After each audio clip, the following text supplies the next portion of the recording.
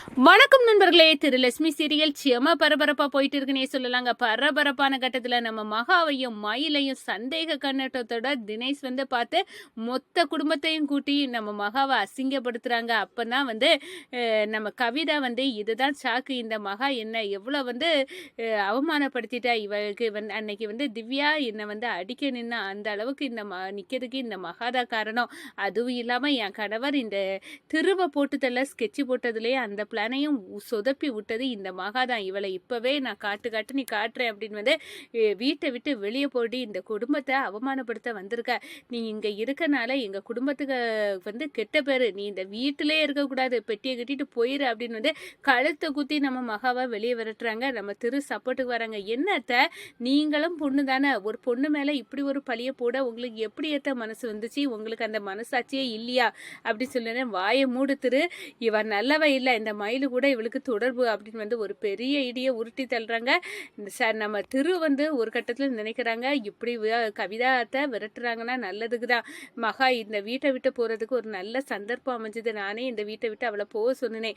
மகா உனக்கு சப்போர்ட் பண்ணாமல் நான் இல்லை, ஆனால் நான் அத்தைக்கிட்ட உனக்கு எதிராக தான் உனக்கு ஆதரவாக பேசுறீங்க. ஆனாலும் நீ இந்த வீட்டை விட்டு இந்த சந்தர்ப்பத்தை பயன்படுத்திட்டு போகிறதுக்கு நல்ல வாய்ப்பு அப்படின்னு நம்ம திரு மனசுக்குள்ளே ஒரு எண்ணத்தை வச்சுக்கிட்டு, சரி இப்போ இந்த வீட்டை விட்டு மகா போகணும் அவ்வளோதானே, இந்த வீட்டை விட்டு மகா போயிடுவா அப்படின்னு அந்த இடத்துல மகாவை வீட்டை விட்டு போக வைக்கிறாங்க. மொத்த குடும்பமும் சேர்ந்து நம்ம மகா கண்ணீரோட இந்த வீட்டை விட்டு போகிற வேடிக்கை பார்க்க தயாராகிட்டாங்க. அப்போ தான் நம்ம மகாவுக்கு ஆதரவாக திவ்யா வராங்க. அவங்க இந்த கவிதா கரெக்டாக கழுத்தை ஊற்றி நம்ம மகாவை வெளியேதல நேரம் பிடிக்கிறாங்க. பிடிச்சு கவிதாவை பயங்கரமாக அடிக்கிறாங்க. போட்டு அடித்து, இந்த பாருங்க நான் சித்தினி கூட பார்க்க மாட்டேன், என் மகாவுக்கு ஒன்றுனா உங்களை விட போகிறதில்ல, எப்படி நீங்கள் என் வீட்டு குடும்பம், நான் வாழ வேண்டிய குடும்பத்தில் இருந்துக்கிட்டு மகாவை வீட்டை விட்டு துரத்துவீங்க, உங்களுக்கு அந்த அதிகாரத்தை யார் கொடுத்தது அப்படின்னு அந்த இடத்துல அப்படியே நின்று கலக்குறாங்கங்க. அதை பற்றி தான் இந்த வீடியோக்குள்ளே பார்க்க போகிறோம். அதுக்கு முன்னாடி சேனலுக்கு லைக் அண்ட் சப்ஸ்கிரைப் பண்ணுங்கள் ஃப்ரெண்ட்ஸ். பக்கத்தில் இருக்க பெல் ஐக்கானையும் கிளிக் பண்ணுங்கள். அப்போ தான் நான் போட்டுற ஒவ்வொரு வீடியோவும் நோட்டிஃபிகேஷனாக உங்களுக்கு கிடைக்கும். வாங்க ஃப்ரெண்ட்ஸ் வீடியோக்குள்ளே போகலாம்.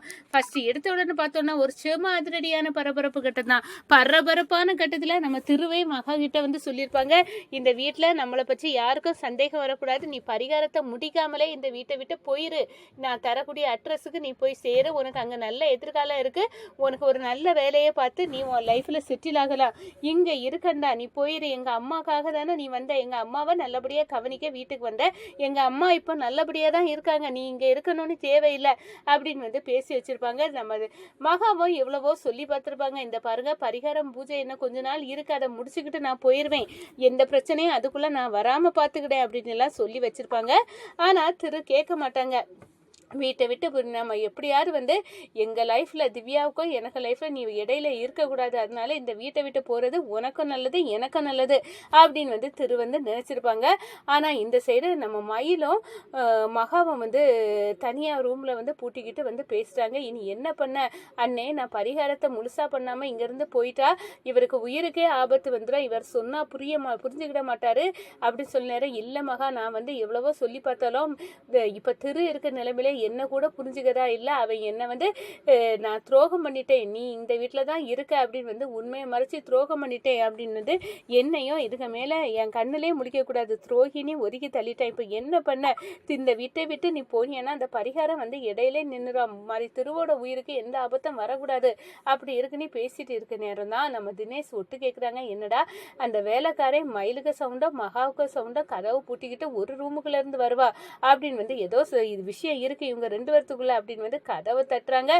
கதவை துறக்க நேரம் மயிலையும் மகாவையும் பார்த்து, என்ன ரெண்டு பேர்த்துக்கும் இங்க என்ன கசமசா அப்படின்னு அந்த இடத்துல கிண்டல் அடிக்கிறாங்க. ஒரு கட்டத்துல மொத்த குடும்பத்தையும் சேர்த்து இங்க ஒரு காதல் ஜோடியே பிடிச்சிட்டேன், இங்க ரெண்டு பேரும் சேர்ந்து இருக்காங்க இந்த ரூமுக்குள்ள அப்படின்னு அந்த இடத்துல அவமானப்படுத்துறாங்க. ஐயோ இது என் அன்னை முறை, இதையா நீங்க தப்பா பேசுறீங்க அப்படின்னு சொன்னா, அன்னை முறை தான் இப்படி பூட்டிக்கிட்டு இருப்பாங்களா அப்படின்னு அந்த இடத்துல செமையா காட்டுறாங்க தினேஷ். ஒரு கட்டத்துல பார்த்தோன்னா நம்ம கவிதா இதுதான் குட்டி சாக்கு நம்ம மகாவை வீட்டை விட்டு துரத்ததுக்கு ஒரு நல்ல வாய்ப்பு.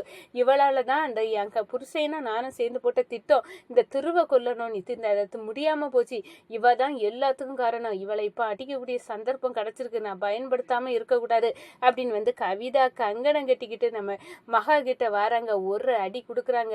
அடிச்சு, இந்த பார்ட்டி இந்த வீட்டையே அவமானப்படுத்தணும், நீ வந்திருக்கியா, இந்த ஒட்டுமொத்த குடும்பத்தையும் இந்த விஷயத்தால அவமானப்படுத்தி நார போது, அதுக்கு முன்னாடி நீ இந்த வீட்டை விட்டு காலி பண்ணிட்டு போயிடு, இந்த மயிலு கூட உனக்கு இப்படி ஒரு தொடர்பா அப்படின்னு வந்து அடிச்சு விரட்டுறாங்க. அப்பதான் நம்ம திரு பாக்குறாங்க. ஐயோ அத்தை, என்ன பேசுறீங்க நீங்க?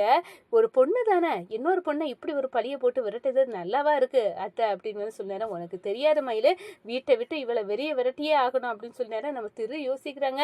நானே இந்த மகாவை வீட்டை விட்டு போகணும் அப்படின்னு வந்து சொல்ல நேரம் அத்தை இப்படி ஒரு பாயிண்ட் போட நேரம், சரி ஆபத்துக்கு பாவம் இல்லை, இந்த மகா வீட்டை விட்டு போறது நல்லதுக்கு தான், அதனால நம்மளும் கம்முனி இருக்கோம் அப்படின்னு வந்து அந்த இடத்துல கம்முனி இருக்க நேரம் நம்ம மகாவை அடிச்சு பெட்டியை கட்டிட்டு போ அப்படின்னு வந்து திங்ஸ் எல்லாம் போட்டு வெளியே தூக்கி எரிய நேரம் கரெக்டா வந்து நம்ம திவ்யா வந்து என்ட்ரி கொடுக்குறாங்க. நம்ம கீழே உளுந்து கிடக்க நம்ம மகாவை தோல் கொடுத்து தூக்குறாங்க. எலும்பு மகா, உன்னை அடிச்சது இந்த கவிதாத்தை தானே நான் பார்த்தேன், விட மாட்டேன் வா அப்படின்னு வந்து அந்த இடத்துல பலார் நீ கவிதா சித்திய வந்து அடிச்சு உரைக்கிறாங்க. என் சித்தியா இருந்தாலும் அதை நான் விட போறதில்ல, நீங்க செய்த வேலை நான் உங்களை வெளுத்து கட்ட வேண்டியதான். என்னோட மகாவை எப்படி நீங்க துரத்துவீங்க? என் குடும்பம் இது, நான் வாழ வேண்டிய குடும்பம், அந்த குடும்பத்துல நீங்க திண்டச்சோரா இருந்துகிட்டு இப்ப என்னன்னா என் தங்கச்சியா நினைச்சிட்டு இருந்த மகாவை இந்த வீட்டை விட்டு வந்து எப்படி துரத்த முடியுது?